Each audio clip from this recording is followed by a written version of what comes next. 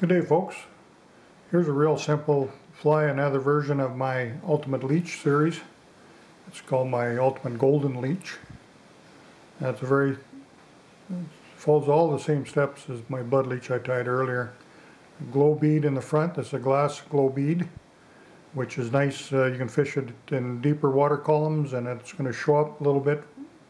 That'll catch your attention also, and if you want to fish it more into the evenings, where a lot of the leeches are more effective in the evenings, we find, that also helps that.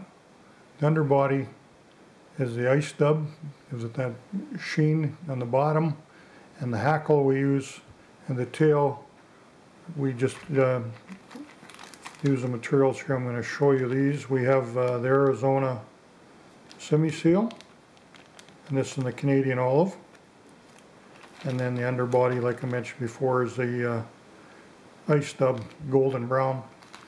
Kind of complements his color quite nicely, but these Mets, all these people have done a great job with Arizona.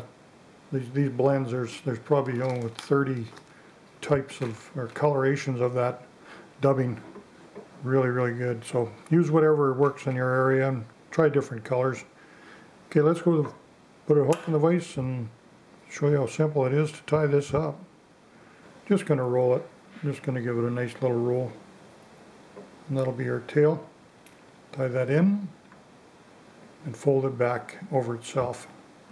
Lots of sparkle, lots of colors. This is really nice material. Now I'm going to grab myself some ultra wire. This is a fine, soft wire. This coloration, this is black. Doesn't really matter. You're not going to see it anyway. Throw a little half hitch in back there. I'm going to go to the front and throw another half hitch here just to hold my thread where I want it. Then I'll bring in my golden brown ice dub. We just pinch that in there. You guys can do this with dubbing loops, or you can dub it by hand, whatever suits you. I like this dubbing loop method or whatever, just gives a little more bugginess, but we're just putting very little on the thread, just basically to cover that thread, to cover that shank, keep it as thin as we can. As thin as you can get away with is good. Now at the very back, I'm just going to throw another half hitch in there. Pull that little bit of stuff out. Now, I'm just going to go to my thread post, bring in my dubbing table, which is quite easily done here for wire brushes. Put a little bit of this Canadian semi-seal on top of my thread. Now you guys off the standard vices, which most of you tie on, and unless you're production tying, there's quite a few Norvice out there now too, but just get a dubbing whirl. You basically tie it off, and you get a dubbing twister, and you'll get the same results. It just takes a little longer.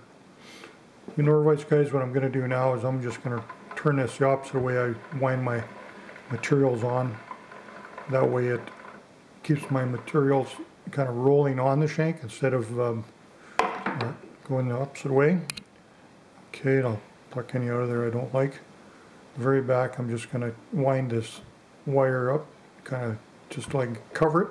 It doesn't, and then we're just going to take and wind it by hand here. Look at the spaces. I'm making very large spaces.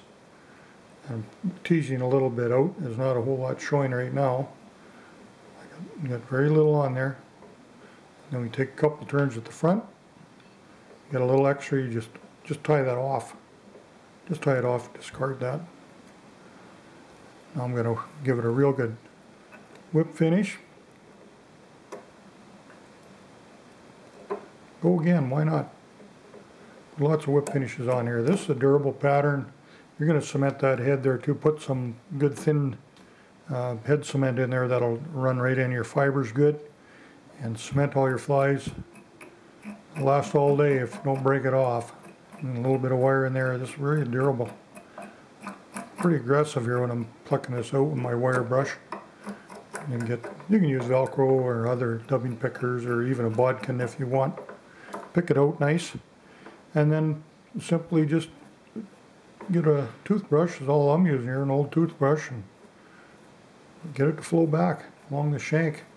It still gives us really nice translucency, and it's a great fly. I hope you find time to tie some of these up, take them to the water. I know you're going to be quite happy. This is one of my favorite colors too, and it'll also be available on Sportsman on the Fly online shop. We'll have some of these ready for you. Thanks for watching. To watch all our latest Sport Fishing on the Fly episodes and to order Sport Fishing on the Fly merchandise, head to www.sfotf.ca. And if you would like to book an adventure like this one showing, head to ontheflyadventures.ca and book yourself the trip of a lifetime.